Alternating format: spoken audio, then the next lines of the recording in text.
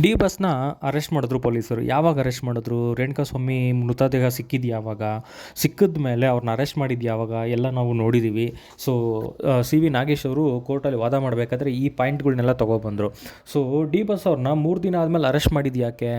So, ಇವಾಗ ಕೊಲೆ ಮಾಡಿದಾಗ ಮೃತದೇಹ ಸಿಕ್ಕಿದಾಗ ಯಾರು ಹೋಗಿ ಅರೆಸ್ಟ್ ಆಗಿದ್ದರು, ಸರೆಂಡರ್ ಆಗಿದ್ದರು. ಸೊ, ಅವರು ಬಾಯಿ ಬಿಟ್ಟ ಮೇಲೆ ಯಾಕೆ ಇಮಿಡಿಯೇಟಾಗಿ ದರ್ಶನ್ ಅವ್ರನ್ನ ಅರೆಸ್ಟ್ ಮಾಡಿಲ್ಲ? ಕಾರಣ ಏನಿರ್ಬೋದು? ಸೊ, ಓಕೆ, ಅದು ಒಂದು ಪಾಯಿಂಟು. ಸೆಕೆಂಡ್ ಬಂದು ಮೃತದೇಹ ಸಿಕ್ಕಿದ್ಮೇಲೆ ಪಟ್ಟಣಗೆರೆ ಶೆಡ್ ಏನಿದೆ ಅಲ್ಲಿ ಹೋಗಿ ಪಂಚನಾಮೆ ಹಾಕಬೇಕಾಗಿತ್ತು. ಅಲ್ಲಿ ಯಾಕೆ ಇಮಿಡಿಯೇಟಾಗಿ ಹೋಗಿ ಪಂಚನಾಮೆ ಹಾಕಿಲ್ಲ? ಸೊ, 3 ದಿನ ಆದಮೇಲೆ ಹೋಗಿ ಏನಕ್ಕೆ ಪಂಚನಾಮೆ ಹಾಕಿದ್ರು? ಅದು ಸಂಜೆ ಟೈಮಲ್ಲಿ ಹೋದರು. ಅಲ್ಲಿ ದರ್ಶನ್ ಅವ್ರನ್ನ ಕರ್ಕೊಂಡೋಗಿ ಪಂಚನಾಮೆ ಹಾಕಿಲ್ಲ. ಅದು 2ನೇ ಪಾಯಿಂಟು. 3ನೇ ಪಾಯಿಂಟ್ ಬಂದು ದರ್ಶನ್ ಅವರು ಇಚ್ಛೆ ಹೇಳಿಕೆಯಲ್ಲಿ ಕೂಡ ಅವರು ಶೂ ಹಾಕಿದ್ದೀನಿ ಅಂತ ಹೇಳಿಲ್ಲ. ಸೊ, ಅವ್ರು ಸ್ಲಿಪ್ಪರ್ ಹಾಕಿದ್ದೀನಿ ಅಂತ ಹೇಳಿದ್ದಾರೆ. ಸೊ, ಸ್ಲಿಪ್ಪರ್ ಹಾಕಿದ್ಮೇಲೆ ಇವರು ದರ್ಶನ್ ಅವ್ರ ಮನೆಗೆ ಹೋಗಿ ಶೂನ ವಶಪಡಿಸ್ಕೊಬಂದರು ಯಾಕೆ? ಸೊ, ಇದ್ರ ಹಿಂದಿನ ಉದ್ದೇಶ ಏನು? ಹಾಗೆ ದರ್ಶನ್ ಅವ್ರ ಮನೆಗೆ ಹೋಗಿ ಅವ್ರು ಹಾಕ್ಕೊಂಡಿದ್ದಂಥ ಬಟ್ಟೆನ ವಶಪಡಿಸ್ಕೊಬಂದ್ವಿ, ಅಲ್ಲಿ ರಕ್ತದ ಕಲೆಗಳಿದ್ದಾವೆ ಅಂತೆಲ್ಲ ಹೇಳಿದ್ದಾರೆ. ಸೊ, ಇದ್ರ ಬಗ್ಗೆ ಎಲ್ಲ ಸಿ ವಿ ನಾಗೇಶ್ ಅವರು ವಾದ ಮಂಡಿಸಿದ್ರು ಜಡ್ಜ್ ಮುಂದೆ.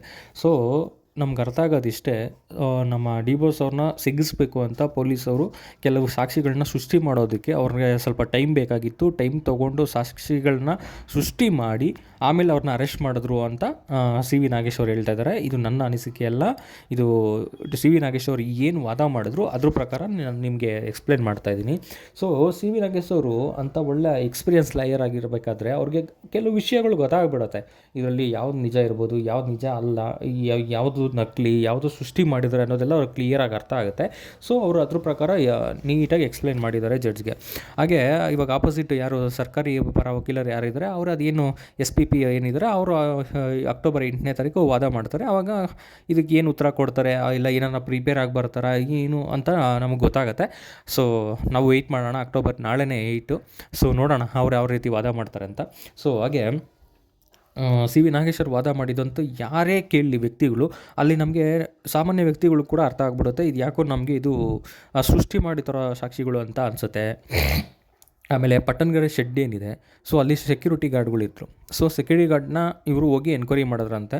ಸೊ, ಅವ್ರು ಹೇಳಿದ್ರಂತೆ ಈ ಥರ ದರ್ಶನ್ ಅವರು ಬಂದಿದ್ದರು, ಹಿಂಗೆ ಮಾಡಿದ್ರು, ಹಂಗೆ ಮಾಡಿದ್ರು ಅಂತೆಲ್ಲ ಹೇಳಿದ್ರಂತೆ. ಸೊ, ಅವ್ರನ್ನ ಇಮಿಡಿಯೇಟಾಗಿ ಯಾಕೆ ಇವಾಗ ಏನು ಪಂಚನಾಮೆ ಹಾಕಕ್ಕೆ ಹೋಗಿದ್ರು, ಇಲ್ಲ ರೇಣುಕಾಸ್ವಾಮಿ ಮೃತದೇಹ ಸಿಕ್ಕಿತ್ತು ಆ ಟೈಮಲ್ಲಿ ಇವಾಗ ಅರೆಸ್ಟ್ ಆಗಿದ್ರಲ್ಲ ಅವ್ರು ಬಾಯಿ ಬಿಟ್ಟಾಗ, ಸೊ ಹೋಗಿ ಅವ್ರನ್ನ ಎನ್ಕ್ವೈರಿ ಮಾಡ್ಬೋದಾಗಿದ್ದಲ್ಲ. ಯಾಕೆ 3-4 ಡೇಸ್ ಆದಮೇಲೆ ಹೋಗಿ ಅವ್ರನ್ನ ಎನ್ಕ್ವೈರಿ ಮಾಡಿದ್ರು? ಆ ಸೆಕ್ಯೂರಿಟಿಗಳಿಗೆ ಕನ್ನಡನೇ ಬರಲ್ಲ.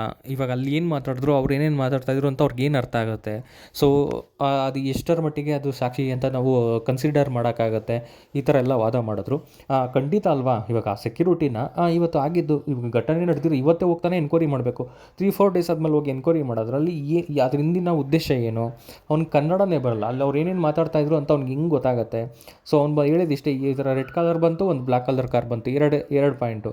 ಸೊ, 2 ಪಾಯಿಂಟ್ ಇಟ್ಕೊಂಡು ಹೆಂಗೆ ಅವನ್ನ ಸಾಕ್ಷಿ ಆಗಿ ತೊಗೊತೀರಾ? ಇವಾಗ CC ಕ್ಯಾಮ್ರಾ ಏನಿದೆ ಅದ್ರಲ್ಲಿ ಕೂಡ ಅಷ್ಟೇ, ಬರೋದು ಹೋಗೋದು 2 ಕಾರ್ದು ಮಾತ್ರ ಇದೆ, ರೆಡ್ ಕಲರು ಬ್ಲ್ಯಾಕ್ ಕಲರ್ ಕಾರ್ದು. ಸೊ, ಅದರಲ್ಲಿ ಯಾರಿದ್ರು ಅಂತ ಹೆಂಗೆ ಪ್ರೂವ್ ಮಾಡ್ತಿದ್ರಾ? ಯಾವುದನ್ನ ಕ್ಯಾಮ್ರಾದಲ್ಲಿ ಕ್ಯಾಪ್ಚರ್ ಆಗಿದೆಯಾ ಡಿ ಬಾಸ್ ಅವ್ರು ಇದ್ದರು ಅಂತ? ಅದು ನಮಗೂ ಗೊತ್ತಿಲ್ಲ. ಮೋಸ್ಟ್ಲಿ ಬರೋದು ಹೋಗೋದು ಯಾವುದೋ ಒಂದು CC ಕ್ಯಾಮ್ರಲ್ಲಿ ಕ್ಯಾಪ್ಚರ್ ಆಗಿರ್ಬೋದು. ಹಾಗೆ ಏನು ಹೇಳ್ತಾಯಿದ್ರು ಕೆಲವರು, ಈ ಮಾಧ್ಯಮದಲ್ಲಿ ಇವ್ರು ಯಾರೋ ಬಲ್ಲ ಮೂಲಗಳಿಂದ ಬಂತು, ಪೊಲೀಸ್ ಮೂಲಗಳಿಂದ ಬಂತು ಅಂತ ಇಡೀ ಮಾಧ್ಯಮದಗಳು ಹಾಕೊಂಡು ರುಬ್ತಾಯಿದ್ರು.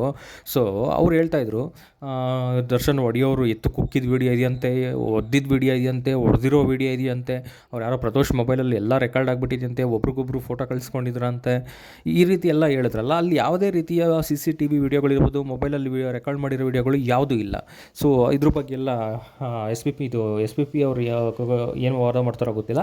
ಆದರೆ ಸಿ ವಿ ನಾಗೇಶ್ ಅವರು ಮಾತ್ರ ಇದ್ರ ಬಗ್ಗೆ ಎಲ್ಲ ಉಲ್ಲೇಖ ಮಾಡಿದ್ದಾರೆ. ಸೊ, ಯಾವುದೇ ರೀತಿಯ ದರ್ಶನ್ ಮಾಡಿದ್ದಾರೆ ಅನ್ನೋದಕ್ಕೆ ಯಾವುದೇ ರೀತಿಯ CCTV ವೀಡಿಯೋಗಳಿರ್ಬೋದು, ಯಾವುದೇ ಮೊಬೈಲಲ್ಲಿ ರೆಕಾರ್ಡ್ ಆಗಿರೋ ವೀಡಿಯೋಗಳು ಯಾವುದೂ ಇಲ್ಲ. ಸೊ, ಹೇಗೆ ಇದು ಸಾಕ್ಷಿಯಾಗಿ ತೊಗೊತೀರಾ? ಬರೋದು ಹೋಗೋದಂದ್ರೆ ಅವ್ರು ನಾರ್ಮಲಾಗಿ ಬರ್ತಾಯಿದ್ರು, ಹೋಗ್ತಾಯಿದ್ರು. ಸೊ, ಅದು ಹೇಗೆ ಸಾಕ್ಷಿಯಾಗಿ ತೊಗೊತೀರಾ? ಅದು ಒಂದು ಪಾಯಿಂಟ್ ಇಟ್ಕೊಂಡಿದ್ದಾರೆ. ಹಾಗೆ ದರ್ಶನ್ ಮನೇಲಿ ಏನೋ ಒಂದು ಇವರು ಹೋಗಿದ್ರು, ಫಸ್ಟು ಹೋದಾಗ ಬಟ್ಟೆ ಸಿಕ್ಕಿಲ್ಲ ಅಂತ. ಸೊ, ಬಟ್ಟೆ ಸಿಕ್ಕಿಲ್ಲ ಅಂತ ರಿಟರ್ನ್ ಬಂದಂತೆ. ಮತ್ತೆ ಇನ್ನೊಂದು ದಿನ ಹೋಗಿ ಮೇಲೆ ಮಾಡಿ ಮೇಲೆ ಇವರು ಬಟ್ಟೆ ಒಗ್ದಾಕಿದಂತೆ ಸುಶೀಲಮ್ಮ. ಸಿ ವಿ ನಾಗೇಶ್ ಅವರು ಯಾರೋ ಸುಶೀಲಮ್ಮ ಅವರು ಆ ಬಟ್ಟೆನ ನೆನೆ ಹಾಕಿ, ಸರ್ಪಾಕಿ, ಸೋಪಾಕಿ, ಕುಕ್ಕಿ ಜಾಲಿಸಿ ಒಗ್ದಿದ್ರಂತೆ. ಸೊ, ಅದನ್ನು ಅಷ್ಟೆಲ್ಲ ಒಗ್ದು ಮೇಲೆ ಬಟ್ಟೆ ಹಾರಾಕಿದ್ರಂತೆ. ಅದನ್ನು ಪಡಿಸ್ಕೊಂಬಂದ್ರಂತೆ. ಅದರಲ್ಲಿ ಬ್ಲಡ್ ಕಲೆ ಸಿಕ್ತಂತೆ. ಇದನ್ನು ಯಾವ ರೀತಿ ಅಂತ ಜಡ್ಜ್ ಕೇಳಿದ್ದಾರೆ. ಸುಶೀಲಮ್ಮ ಅವರು ಬಟ್ಟೆನ ಸರ್ಪ ಹಾಕಿ ಕುಕ್ಕಿ ಒಗ್ದಿರ್ಬೇಕಾದ್ರೆ ಯಾವುದೇ ಕಲೆ ಆದರೂ ಇರುತ್ತಾ, ಅದು ರಕ್ತದ ಕಲೆ ಇರುತ್ತಾ, ಇವ್ರಿಗೆ ಹೆಂಗೆ ಸಿಕ್ತು ರಕ್ತದ ಕಲೆ, ಇದೆಲ್ಲ ಪಾಯಿಂಟ್ ಬಂತು. ಸೊ ಇದ್ರ ಬಗ್ಗೆ ನಮ್ಗೆ ಅರ್ಥ ಆಗ್ತಾಯಿದೆ ಸರ್. ಇದು ಬಂದು ನಕಲಿ ಸೃಷ್ಟಿನ ಸಾಕ್ಷಿನ ತಯಾರು ಮಾಡಿದ್ದಾರೆ, ಡಿ ಬಾಸ್ ಅವ್ರನ್ನ ತಗಲಾಕಬೇಕು ಇದು ಅನ್ನೋ ಒಂದೇ ಒಂದು ಉದ್ದೇಶದಿಂದ ಈ ಥರ ಎಲ್ಲ ಆಗಿದೆ ಅಂತ ಅವ್ರು ವಾದ ಮಂಡನೆ ಮಾಡಿದ್ರು. ಸೊ ಇವಾಗ ನೀವು ಅರ್ಥ ಮಾಡ್ಕೊಳ್ಳಿ, ಡಿ ಬಾಸ್ ಅವ್ರನ್ನ ಅರೆಸ್ಟ್ ಮಾಡಿದ್ದು ಬಂದು ಲೇಟಾಗಿ. ಸೊ ಯಾಕೆ ಅರೆಸ್ಟ್ ಆಗಿ ಲೇಟಾಗಿ ಮಾಡಿದ್ರು ಗೊತ್ತಿಲ್ಲ. ಅವ್ರ ಮೇಯ್ನು ಸಾಕ್ಷಿ ಏನಾರು ಸೃಷ್ಟಿ ಮಾಡಬೇಕಾಗಿತ್ತಾ ಅದು ಗೊತ್ತಿಲ್ಲ. ಹಾಗೆ ಪಂಚನಾಮೆ ಹಾಕೋಕೆ ಹೋದಾಗ ದರ್ಶನವ್ರನ್ನ ಕರ್ಕೊಂಡೋಗಿಲ್ಲ, ಅದು ಸಂಜೆ ಟೈಮ್ ಹೋಗಿದ್ದರು.